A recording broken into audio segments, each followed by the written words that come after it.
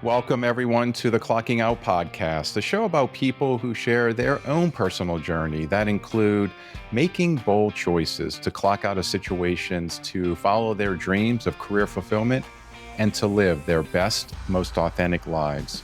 I'm your host, Raymond Lee, and this podcast couldn't be possible without the support of Career Minds. More about Career Minds after the show. Today, I am so excited to bring you Dr. Brett Blair. I was first introduced to Brett about a month ago now through Steve Meller, who most of you know helped me launch my podcast. Brett's story to me is incredibly relatable, from birth to our shared corporate career, to our personal clocking out story from corporate, and to where we are today. Brett's an industrial engineer by trade, and he spent his 20-year career in a field primarily because of money and job security. And in his 40s, Brett had a moment of clarity and pursued some radical changes in his life that I'm excited to share with you today. In his clocking out journey, however, he has met with significant emotional hurdles that he had to overcome, which ultimately led Brett to pursuing a PhD, with his dissertation being on resilience. He wrote a book called Born, Love, Die. So without further ado, please enjoy Brett Blair and his emotional clocking out story. Brett, welcome to the podcast. It's great to see you. Good morning, Raymond. Thanks for having me. Great to see you too. Yeah, so first of all, I am absolutely grateful that our friend Steve Meller connected us, I don't know, several weeks ago now. And when you and I talked for the first time last week, I was just incredibly, first of all, excited that we're having this conversation this morning. But, you know, when I looked at your background and I read your recent book, I just couldn't believe how many similarities we have in our journey together, Right. You know, in terms of our life, our careers. And I knew instantly that you were going to be like the perfect guest for this podcast. So, you know, super excited, super grateful. And I'm just really excited to have you here today. Cool. Thank you. I am too. And we have the same haircut, so that even adds more to it. Yeah, exactly. Well, I want to tell you, even beyond the haircut here, I was reading your book, Born, Love, Die, which, you know, we certainly will get to at some point here. But when I was reading it, there were several things, and I'm just going to point out a couple that really kind of spoke to me. The first is, before the recession of 2009, we both had a recruiting company, which was interesting. Mm-hmm. We both had mothers who had lung disease and went through really interesting time. And in terms of the years, it was just, you know, probably 2 years apart, you know, in terms of when my mom was diagnosed with lung cancer and you were moving with your mom to Durham. And then the third thing is, which is the fun one, is we both have a passion for puzzles. Cool. Didn't know that about you, but now I do. I know. I'm sharing it for the first time. And so, you know, when I was reading the book, you know, I saw that you and Kim would spend, you know, countless hours together, putting puzzles together. And, you know, for me during COVID, when we were in lockdown, we would have, 1,000-piece puzzles. And I even tried a 2,000-piece puzzle. And you made a comment in your book that completely resonated with me. You're like, we like the smaller puzzles. And honestly, Brett, my sweet spot is 750 pieces because it's big enough where you feel like you've done a good puzzle. But, you know, for me, I would get up in the morning and I'd have my coffee and I'd sit down at the puzzle and I would want to have at least 2 or 3 pieces, right? And so like I would want to get those pieces in, and the idea of sitting at a puzzle and after 20 minutes you're still searching for that piece was, you know, like incredibly stressful. But the reason I bring this up, and you probably are thinking to yourself, what's the point of you mentioning the puzzle, is that I feel like this conversation that we're going to have today is like your messiness of the puzzle. Mm-hmm. Mm-hmm. You know what I'm No, saying? I like that. It's like when I read that and I was thinking, whenever I do a puzzle, my mind takes me to places, and I feel like our conversation today is a puzzle, and I'm excited over the next, hour or so to kind of dig into your background and see what kind of puzzle we can create together. Cool. I love that. Yeah. Great. So Great let's analogy. start at the beginning. Brett, can you tell us, where are you from? Yeah. Well, Tell us where you're from and a little bit about your family, and we'll go from there. alrighty. Yeah. So I was born in Blue Springs, Missouri. It's a suburb of Kansas City, Missouri. I'm 63. I was born in 1961. My mom was 17 when she had me, and then she had twins a year later. So at 18, my mom had 3 kids. So she dropped out of high school to have me. She and my dad got married, and we're kind of lower middle class. Nobody had gone to college on either side of the family ever. They worked hard to raise the 3 of us, Christian family, or just kind of normal life. I was quiet but happy kid. I was a wrestler in high school. That was good. I was too little to do anything else. And then I went to University of Missouri, 2 hours away in Columbia, Missouri, to be an industrial engineer. Got a degree there, and then went on. When I was a kid, I very clearly remember wanting to one day be a writer and be a teacher. And I wanted to do something that would help people. I knew that. I was really curious about people. I used to sneak away and read the encyclopedia.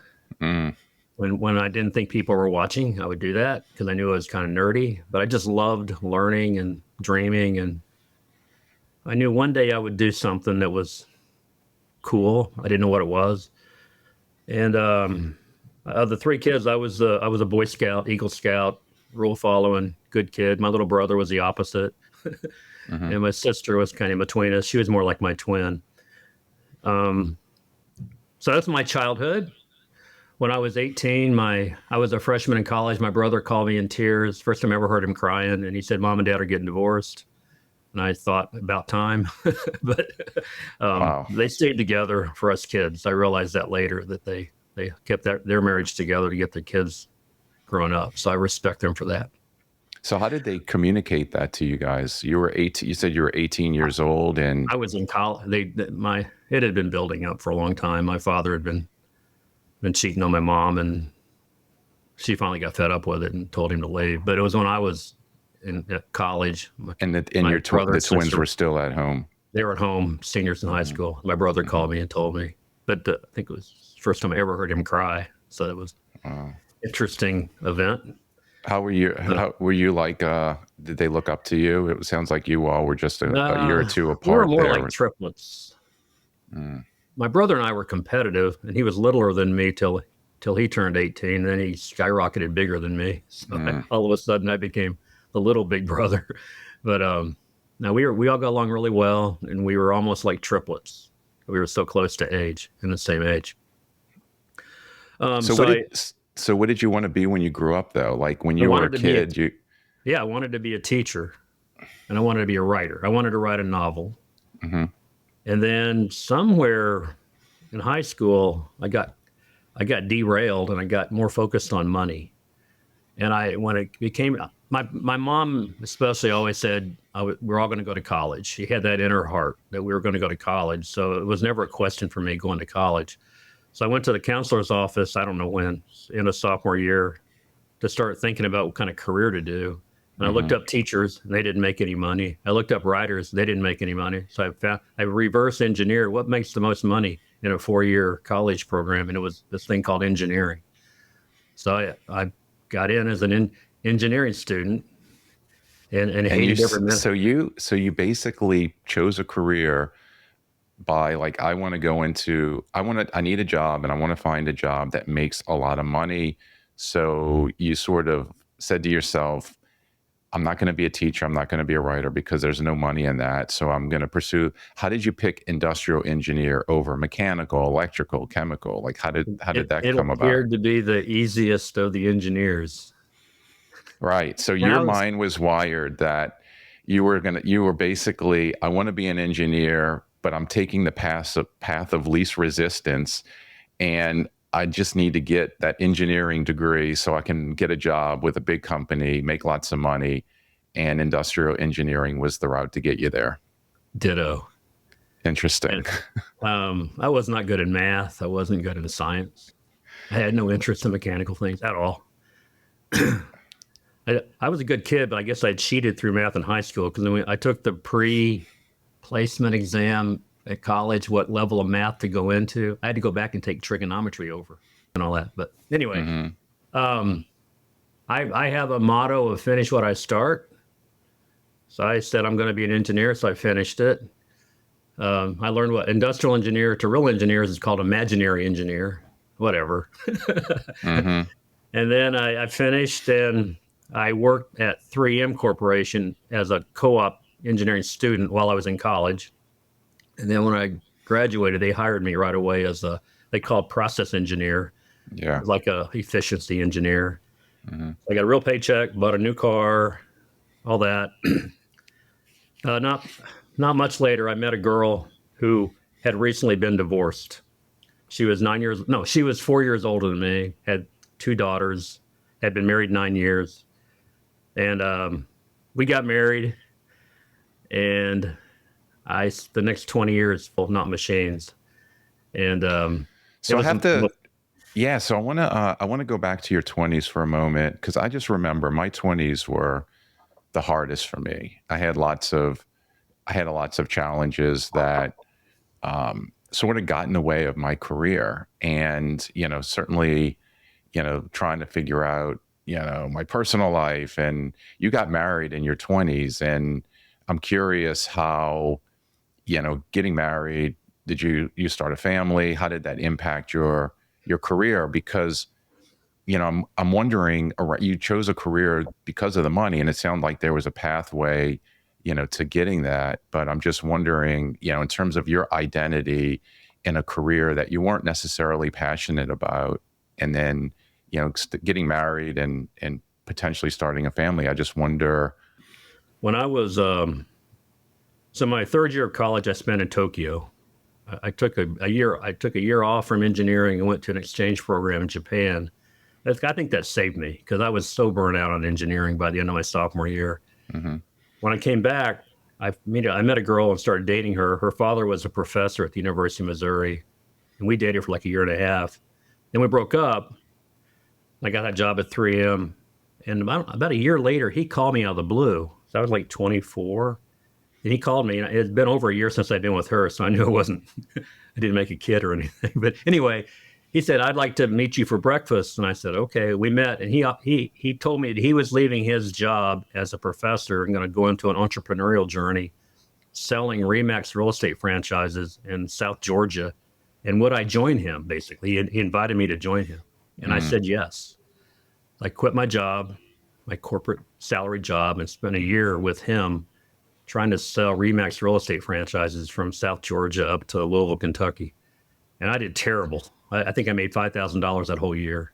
He did really, really well. Into that period, I had on a blind date, met the woman I ended up marrying in Louisville, Kentucky. Mm. And so I think when I met her, I was exhausted and broke and and lonely and not sure about myself. I met this really pretty lady who had two little girls, and I have an engineering degree. So I got a job. I called a headhunter and got a job and said yes to it and moved to Nashville, Tennessee. And then she followed me there and we got married. So I think that whole decision to get married was caught up in a blur of not sure who I am and what I'm doing. Mm. And I realized later that I fell in love with the three of them, the two girls and the mom. Mm-hmm. And the Boy Scout in me showed up and saved that little family and committed. And then she immediately told me her body clock was ticking. It's time to have a third kid. So I had pressure pretty soon to have my own child, which we did a couple of years later. So, and then the treadmill began, or the hamster wheel. Had a great career. I got an MBA and I got moved around the company and moved a lot. I moved from Nashville to San Antonio, back to Nashville, to Detroit, back to Nashville. Every time, big promotions, a lot of international travel. Like on the outside, my life was exactly what I thought it should be. Mm-hmm. And all three kids went to college and all that. Like I did a good job as a father and a provider. And back in the 20s, though, I was just running on momentum of what I thought other people thought I should do, I think. Mm-hmm. Geared up to be a corporate guy. I made more money my freshman year and my first year of work than my dad ever made in his career. So there was a little competition there with my father, which was interesting. Mm. And so I was proud of that kind of success. And if you had asked me anytime during that journey, am I happy? I would have said yes. Am I on the right path? I would have said yes. And it took until my mid-40s for me to be honest with myself, to crack open the fact that I was not in the right career and ultimately not in the right marriage. But I thought I was. That's a lesson I've learned, that at least I can lie to myself and not know it. Brett, I have to ask the question. You had said that you got to your 40s where you had a heart-to-heart with yourself. And it sounds like you were telling yourself a story that you were happy, you were doing the things that you feel like you should be doing. The question I would have asked was, what was missing? Like when you think back, and and I think people generally, when you're getting promoted and you're making good money and you have a home and a family and you have all the things that sort of on the surface make you feel like I'm doing the right things. The question that I would want to know is, like, when you reflect back for you, what was missing? Yeah. There was, other than being a father and a provider and a husband, there was no other purpose to my life. And I wasn't helping anybody. I was literally, selfishly, in a way, providing for my little family and my career. But inside of me was a guy who wanted to do much more and much different things. And I think I thought it was selfish to think of what I want. Mm-hmm. And in our marriage, we had a kind of a contract that I learned later was wrong, but it was, if I put her first and she put me first, we'd have the perfect marriage. So we literally operated that way for 20 years until my battery ran completely dry. And then through therapy later, I realized I was in a codependent relationship, and that was not a healthy philosophy. I didn't know that. I thought that's what the Boy Scouts do, put the other person first. So I just never gave myself permission to be honest with, what am I here to do? What's my purpose and passion? It was not corporate life. And what I'm thankful for this, in my 19th, 20th year there, I would sit in my office making a ton of money and look at the clock and watch it tick. And just, I remember it hit me, I'm just trading time for money. I never felt depressed or suicidal, but I just felt completely unconnected to what I was doing, to the point it became something I had to deal with. Yeah, and what triggered the corporation? We had this 20-year run of growth, and then we didn't grow, and then we started to decline. And Alcoa was openly trying to sell our division. It's a lot of uncertainty, and so the company reorganized a bit. And I was called in to say, I have a new role. It's really awesome, but I'll be working for my buddy who's younger than me. Mm-hmm. And I just saw my career flatten or start to go down, and something inside of me said, no, I'm not willing to, at my mid-40s, have a flattening career. And I reached out to my buddy who I worked for 20 years earlier, Tom Hill, who at this time had sold his Remax businesses and was pretty wealthy and was now coaching, a thing I'd never heard of, and speaking and writing books. And I reached out to him and said, Tom, I don't know what I'm going to do. Sorry about that. Could we talk about it? And I emailed him. He emailed back, yeah, I'd love to talk to you. But before we do, send me a long email and just write down everything on your heart. Tell me what's going on. How's the family? On this job question, what would you like to do in your new job? What would you don't want to do? And then let's talk. That was an important assignment because that was the first time somebody told me to think and write what I want. Mm-hmm. I did that. And about a week later, we got on the phone and we're talking. And I was still thinking, I'm going to get a new job. Like, this job is not working. I need a new job. And talking to him, went through it all. He goes, hey, I got one more question. I go, what's that? He goes, have you ever thought of being an entrepreneur? And I just sat in that. I'm like, well, not since like high school or maybe that time with you and Remax. He goes, well, if you ever were going to, then now's the perfect time. That question opened up my mind to the thing I think was chewing at me that whole time. But I wanted to be an entrepreneur, or I wanted to be self-employed. Mm-hmm. So thankful he asked that question because I could still be in that same old career today. So that began the cascade of discovery and change, and my clocking out was realizing I wanted to own my own business in my mid-40s. Wow. And that was, 15 years ago. But yeah, so I want to go back to, so you're working at Alcoa, and I think oftentimes people are in a job, whether it's a corporate role or some job, and what happens over your career is it's like a tumbleweed. And over your career, you accumulate stuff, you accumulate experience, you accumulate, you're married, you have a family, and all of these things start to get bigger and bigger. And I think one of the challenges of making that choice to pursue something that is going to draw you to fulfillment is it's sometimes hard to unravel all of the stuff that accumulates over time. And it's interesting that you were sitting in your office that day and you were looking at the clock and you were watching time go by and you realized that I'm trading time for money.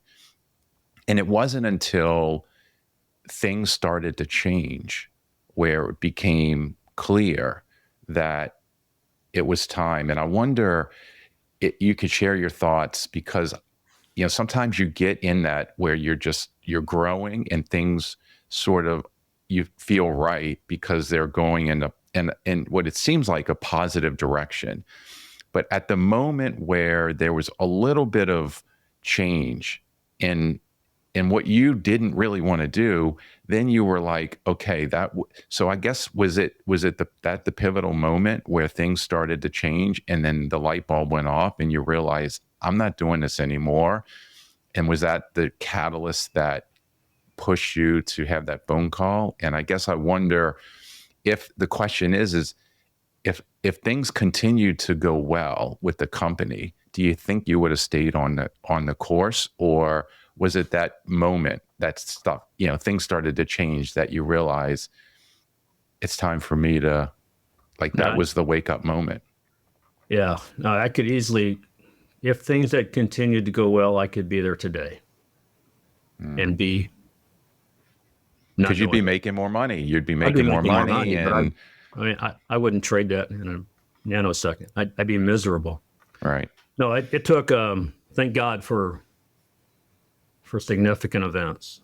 But I told you, I don't look at the clock, and that was bugging at me. And then the business was in this chaos. We made parts for cars. And I was, my last role at the company is the role I wanted. I was the general manager of a division of the company. International division. We were making the electronic cooling controller for the fan on your car. And I didn't know what I was doing. I'm not really technical. And had all these people working. And now cars are catching on fire. Ford and General Motors and Volkswagen, they don't like that when that happens. That's the precursor to a recall. So one day I'm at Target with shopping and my phone rings, this Ford Motor Company on a Sunday, wanting to have a conference call to debug this problem. So pressure was really mounting on me. I watched everybody around me run, and it's all on me. So there's like a lot of things happen. And we were on a trip to Las Vegas, my middle daughter's 18th birthday. And I woke up in the middle of the night with all this dread on my head, looked out the window and watching prostitutes stand around the light pole. And that's when it hit me. And I actually got Tom Hill, the guy I talked about, wrote a weekly newsletter, and I happened to read it. I got dink, it showed up on my phone or on my computer, and I read it, and it was his story again about Remax, and it hit me. I got to be done with this. So the pain of staying the same became greater than the pain of making a change. That's what happened. But I'm so thankful for that, because I could easily be in the same career today, be fat and slow and not know it. And yes.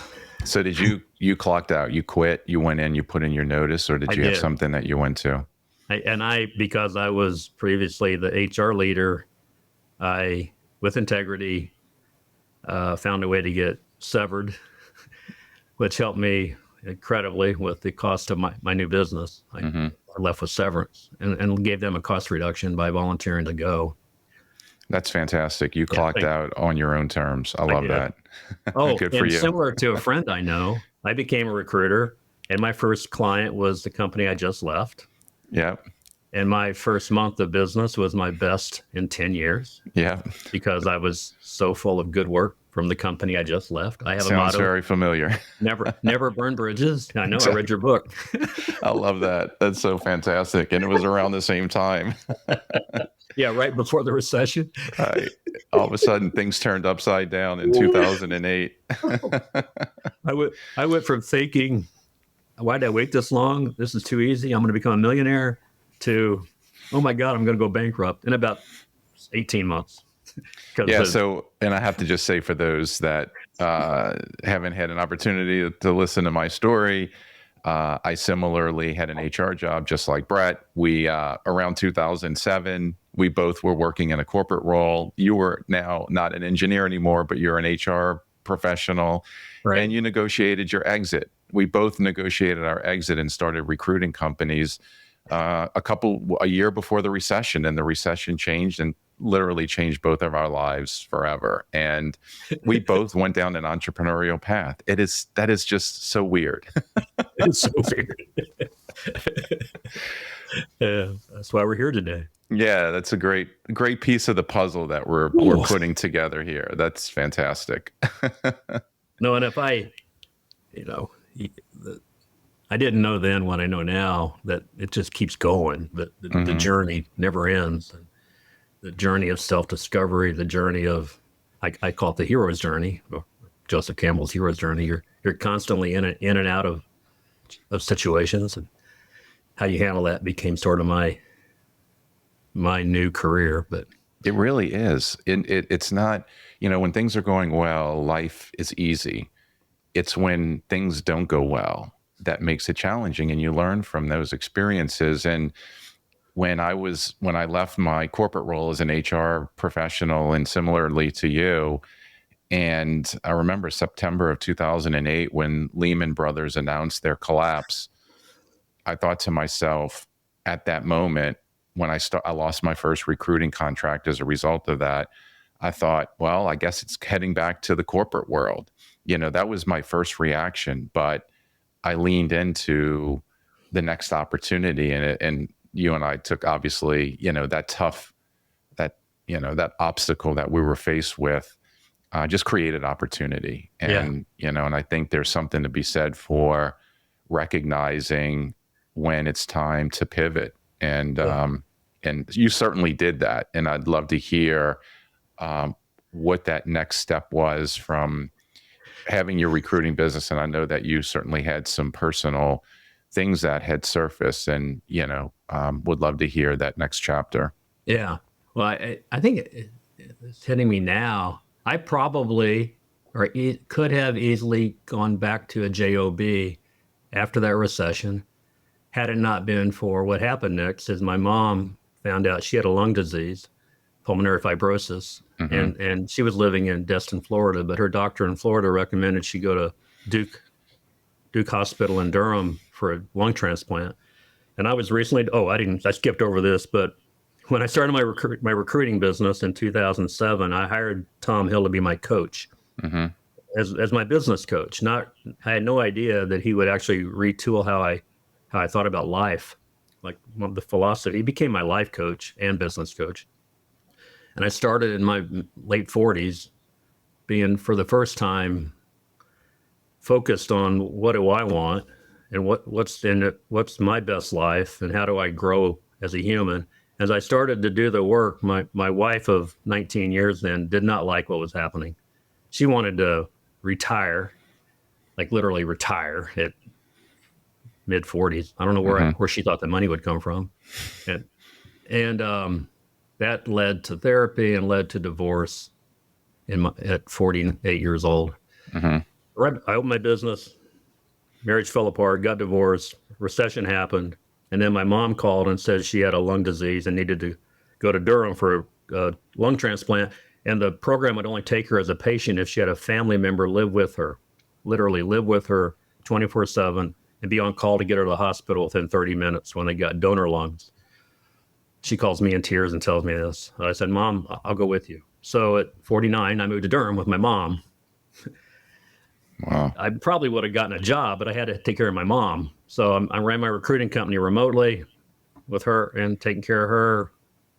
It was really bad. I cashed in my life insurance policy to make payroll. Like I really pictured living under the bridge for the first time in my adult life. The recruiting company came out of it. Actually, it grew when I got out of the way. I had 5 employees then. I became a better salesperson because I had to be. The recruiting company started to grow. I'm getting coached once a month with Dr. Hill, helped my mom through this journey. And I got on eHarmony kind of out of frustration and met the most beautiful woman. Her name was Kim. We started dating. My mom had her surgery and then went back home to Florida 2 months later.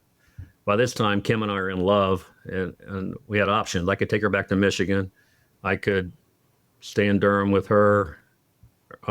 Those 2 options. I chose to stay, run my recruiting company remotely, whole time getting coached once a month and realizing while this recruiting company is okay and being an entrepreneur is awesome, I'm still not feeling like I'm helping people like I really want to. And I began to think about maybe what I really am here for is more directly helping people like a coach as versus a recruiter. So I got on the path of learning how to be a coach and growing in coaching and doing coaching. And I started doing all that. And man, life got good, super good. Both businesses were good. We got married. A long story short, I spent 10 years in the most beautiful marriage of not codependent. Kim was super independent and super healthy. And as I say, 2 healthy people that overlap is a whole lot better marriage than 2 people that are completely on top of each other, smothering each other. And I felt like I really hit my stride. I did hit my stride. And then I decided, well, I was really learning about coaching, getting all kinds of training, getting certified. I read a book called Flourish by Dr. Martin Seligman back in 2011. This is a book about positive psychology.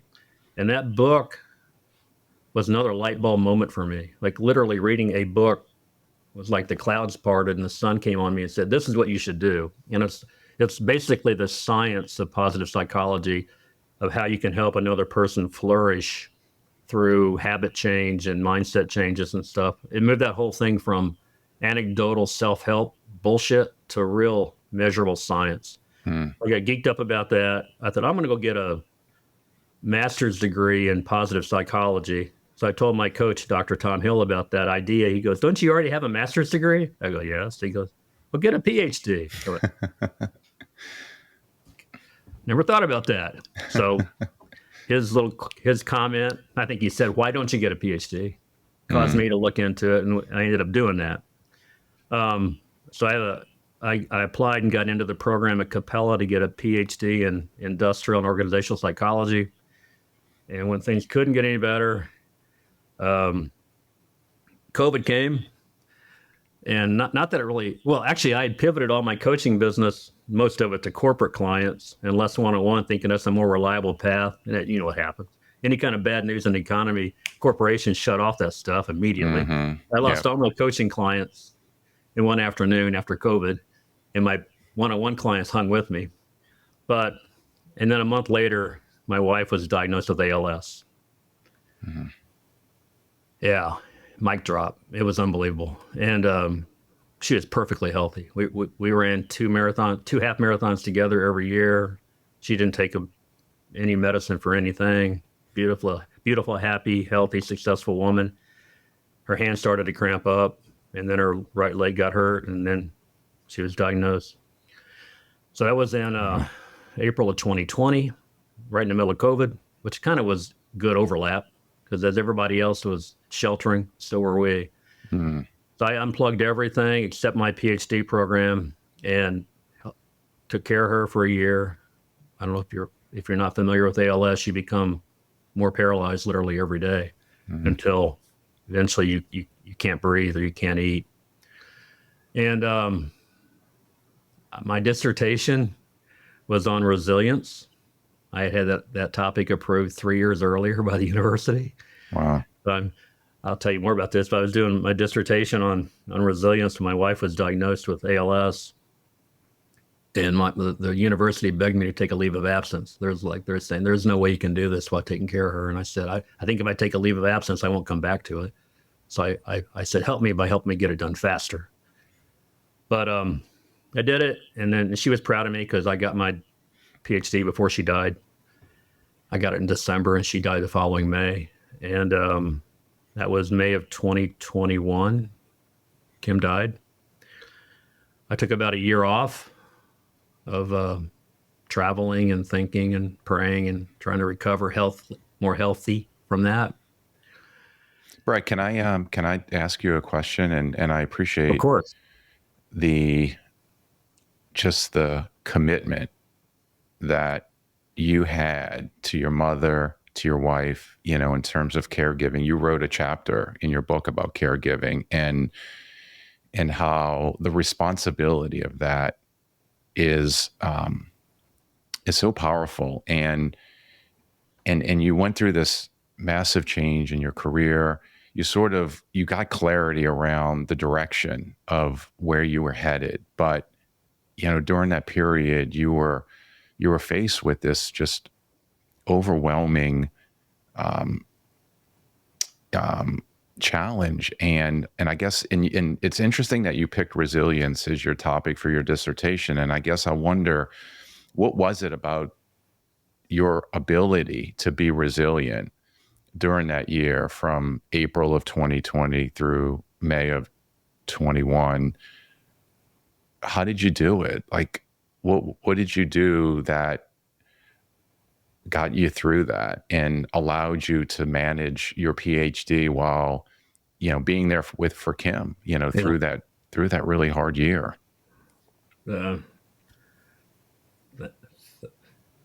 I'm Christian, so I'll say thanks be to God. I was more your faith. I was personally more prepared for it than the average person because I've been working on positive psychology and coaching people. And like I knew this book Flourish talks about a theory called PERMA, but if you'll grow in these areas, you become more resilient. And what happened with my mom and with my marriage and my business were hard, and I got through them. So I kind of knew the toolkit, how to be resilient, how not to cave in when things get hard. And then things got really hard. And so I'm aware that I kind of knew how to be. I have a morning routine. I have faith. Kim and I were equally of the same faith. Thank God she immediately shifted to thinking about heaven because the faith was she's going to heaven. And she smiled every day. Like, I give her more credit for my resilience than anything I did. This woman was phenomenally calm and at peace with this incredibly bad news. So I got lucky that I was already working on resilience when a major storm hit my life. And I think I have a combination of the resilience gene plus tools I've developed or I've learned to get through it. That's my only answer. No, I that know. makes sense. Well, I saw so many. By the way, you should get in support groups and this and that. I agree with all that. Well, Mhm. I got into an ALS support group right away. It was the most negative, depressing, opposite of helpful time. I got out of it soon. Just a lot of really sad, hurt people helping each other stay sad and hurt.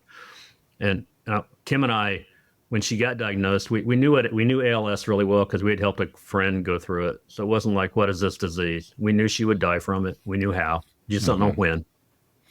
We decided, we had a meeting. We said, hey, let's make every day the best.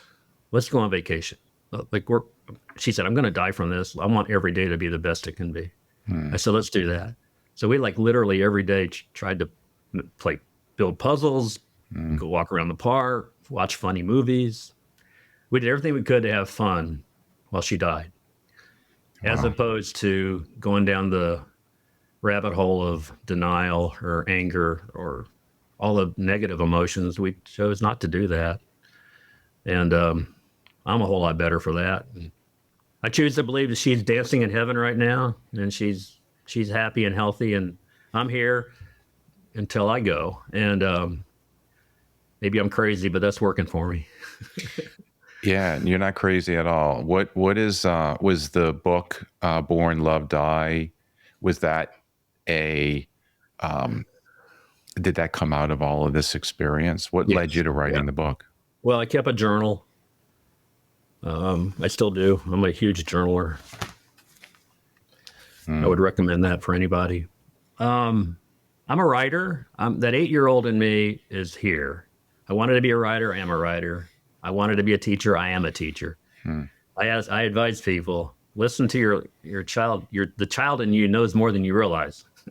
Yeah. Whatever you wanted to do when you were a kid might be what you should be doing. Anyway, I like to write. I've written 2 other books. I knew that it would be therapeutically healthy for me to take time to write a book. I knew that I'm a type 7 enthusiast on the Enneagram. So my nature is go fast and hard at shiny objects and do cool new things and never be sad.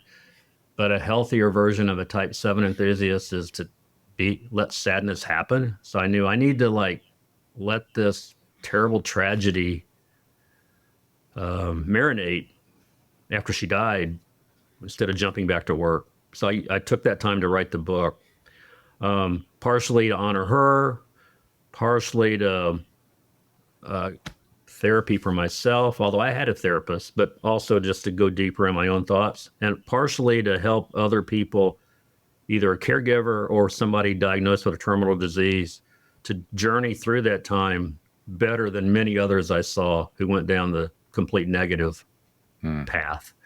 So those are my reasons. I think I knew this is not going to be my life's work later. I'm not trying to find a cure for ALS or make that my brand. Not that others have done that. That's fine. That's not me. So those are the reasons I wrote it. Brett, and I'm glad I did. I published it on her birthday. We had a great marriage, and the woman was amazing. She was an angel, and it's not fair. But life is not fair. But it's not fair that she was taken so early. Yeah. You said that in your book, Life is Not Fair. It's crunchy. Yeah. Life is crunchy. What's her birthday? In 2023 is when it was published. What day is that? I want to.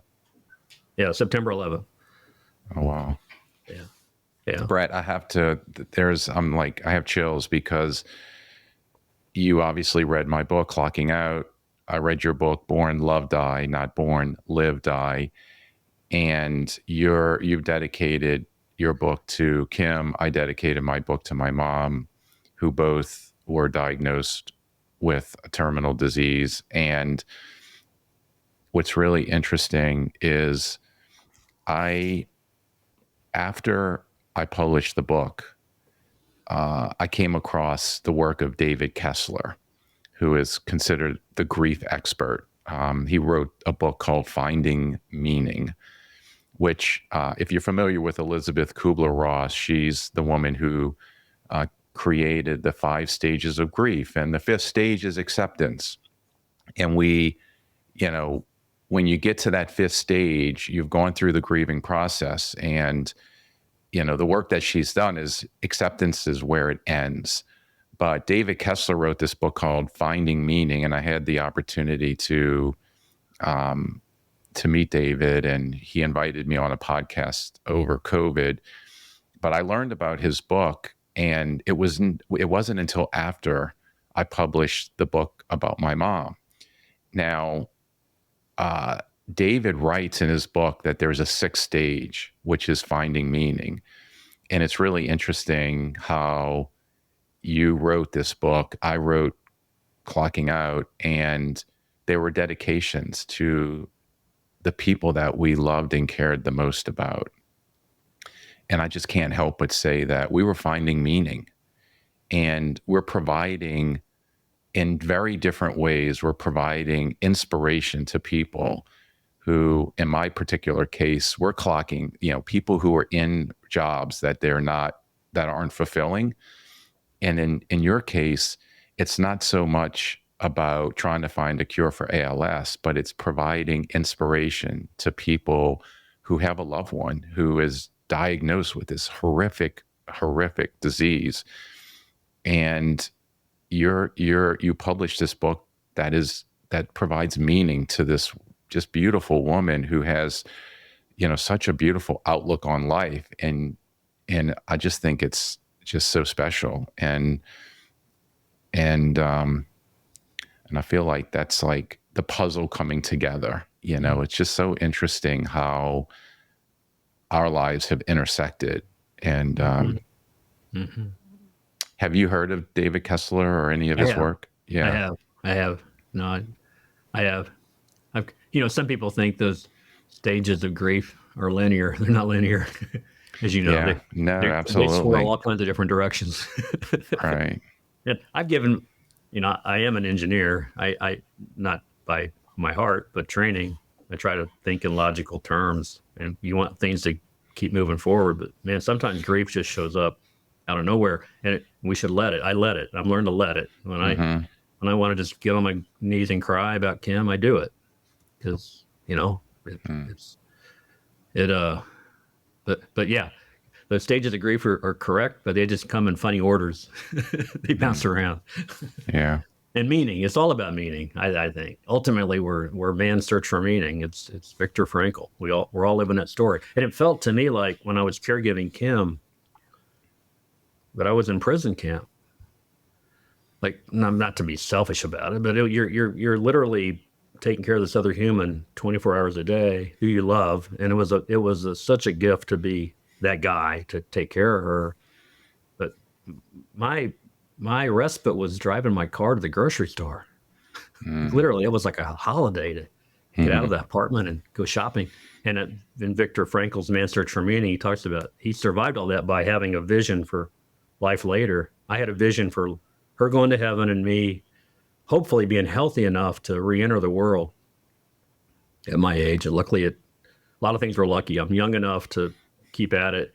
Her disease was 1 year. Some people go many more years than that.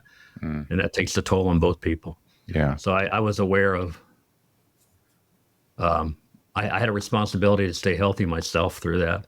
And part of it was physically, but part of it emotionally, picturing the possibility of another chapter for me. And it's playing out. Yeah, so let's talk about that as we're winding to the end here. So you have your own company. It's Best Life Global, and your book, Born, Love, Die. And I love the quote on the top: "Don't let worry about tomorrow ruin your today." And I wonder if you could just share a little bit about the work that you're doing today with Best Life, and then you can also share how people can get in touch with you. But I'm just curious about, tell me about the work that you're doing today.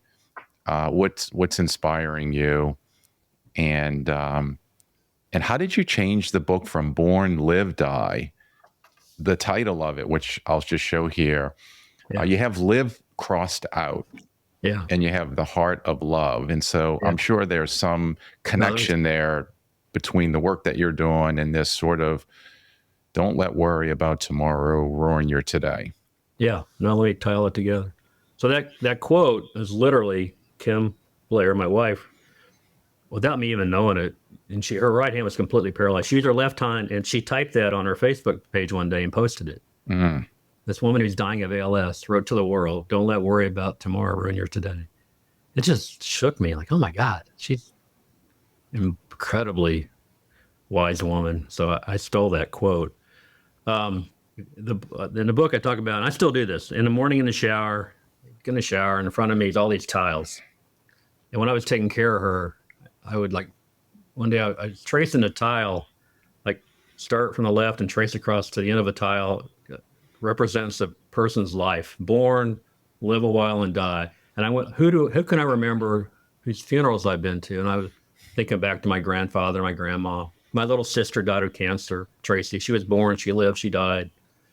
My first wife, Carol, took her own life a few years after we got divorced. Mm. She was born, she lived, she died. Another friend, born, lived, die. And then Kim, she was born, she's living, she's going to die, but she hasn't died yet. And I just it's a reminder every morning that we live in this world of biological lives that born, live, and die. And it kind of makes it more objective fact, this thing of death of a loved one. Mm. And I do that I still do this every day. It's like, okay, that's the thing we're part of. But then I turn to the right to this wall and I trace one tile and I pat both hands on it. This is me today. I was born, I'm living, I'm going to die one day, but I haven't died yet. And I'm both this spiritual being that's completely, infinitely connected to God, of one power level on, one emotion love. And I'm also this physical being, like Kim is, who's going to die one day, but I haven't died yet. And I have a choice how I enter this thing called today. Do I enter it with enthusiasm and optimism and love and health, or do I enter it as a shithead and not? And I just try to talk myself in, okay, every day, here we go. My job is to receive God's love and give it out, and the details take care of themselves. That hit me through this journey of caregiving for Kim. Mm-hmm. And I realized, yeah, born, live, die, born, live, die. That's the stoic fact. And that was the title of my book for a long time. And then I realized about midway through writing it, well, everybody has that story. The correct story is in that period of living to love. And that's what Kim taught me and taught others, her love. So that's when I scratched out the word live and changed it to love. And to me, that's the ultimate correct answer to all this is love. Mm. And getting deep on you, but that's why that title changed. No, it's so touching. It's the live is passive and love is active. We all live. You could sit on a rocking chair and just watch life go by, or you can take action. And yes. Love is an action. It's love a choice. And it's powerful. I love it. And it's not selfish to love yourself, because you only get one self. And the more you're showing up full, the more you have to give to others, and the more impactful you are. I've learned that I'm far better in all the details of my career if I stay grounded correctly. So this morning routine is a trick, a little hack to feel gravity for a second and get out of my head and reset to what the assignment is for today. I'm going to die. I know that. I'm not afraid of death. I don't want to die yet. I plan to live to 115, but so did Kim. Are you still running marathons or running Yeah, playing pickleball. That's great. Just to take it to now, when I thought I was ready to see if I'm healthy enough to attract women and get back into life, I met an amazing woman. We got married in February on Valentine's Day. So I'm married again. Of this year, 3 months ago. Yeah, congratulations. Newly married man. Nice.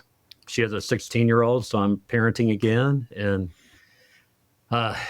it's good. And it's what I'm My motto is life is crunchy, life is bumpy, life is hard, life is unfair. All that is true, but you can you can still have a great flourishing life through the bumpiness, and you can affect the trajectory of your life. Because everybody's got this bumpy life, but you can affect bumping up or bumping flat or bumping down. Mm-hmm. And I choose to bump up in my life and the people I work with. And so I guess I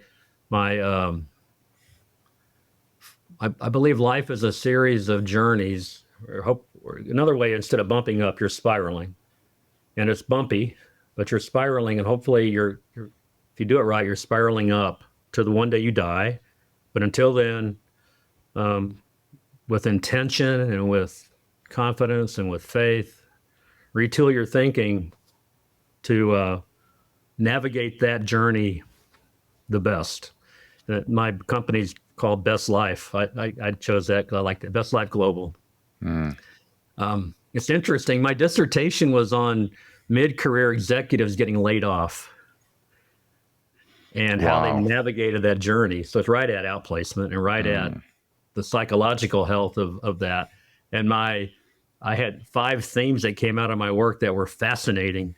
I want to talk to you more about this offline, but it became my roadmap for getting through the journey of Kim's disease and death. Was the same journey that men go through, people, but my study was on men going through the unexpected loss of a job. And every one of them reported back in my study that it was a blessing in disguise. Amen. And real quickly, even though Kim, I loved her, I love her, I will love her forever, I missed her dearly, it was a blessing. My going through that changed me in many, many, many ways, of created a better version of me that I recognize that looking back on it. So, yeah. Well, so that topic is so fitting because, we talked about this whole, this tumbleweed where you're accumulating stuff in your career and you get on that hamster wheel and you're working and you're grinding. And it does take sometimes losing your job where it's a wake-up call. And that is the moment where, and COVID was that for so many people, that life is short, life is long, but life is short, and you have to make the most of it. And so, Brett, I want to first say I am just so grateful. I can't believe that we're already here. It's been over an hour, and this conversation is exceeded my expectation.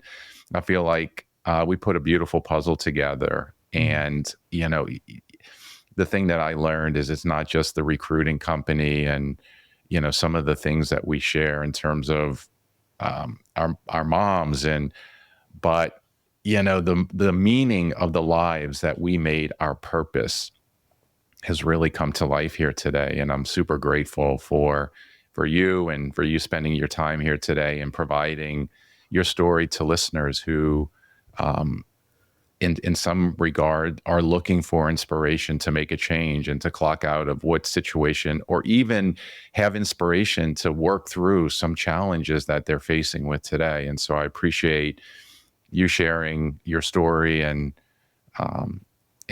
we know that this episode is a dedication to Kim, her life, to your life, your success. And with that, Brett, really, as we wrap up here, how can people get in touch with you? Yeah, I'm all over. I'm on LinkedIn under Brett Blair. Yeah. My website is brettblairphd.com. My living is coaching, executive coaching, and I have an online program called Best Life Masterclass. Nice. I'm a huge advocate of positive psychology as the framework for personal flourishing. I love what I do. It's fun. Great. I love it. Yeah. So we're going to have we'll have this contact information in our notes. So if you want to find Dr. Brett Blair. You can find him on LinkedIn. He's got his information in the notes here. And Brett, thank you again. We'll definitely be staying in touch for sure with the work that we're doing. Really appreciate it. And thanks for sharing your story. Thanks everyone for listening. Until next time. Thank you. Hello, Raymond again here. Thank you again to our sponsor, Career Minds, a global provider of outplacement and leadership development services. You can learn more about Career Minds at careerminds.com. And if you'd like to connect with me about your own personal career journey, you can connect with me on LinkedIn as well as on Instagram at raymondlee.co. Until next time, remember, if you're stuck or unsure of your career or future, and you think it's time for a change, I would encourage you to ask yourself these 3 questions. Does my career or work make me feel alive? Am I doing the things that matter to me most? And am I creating value for myself and for others? Until next time.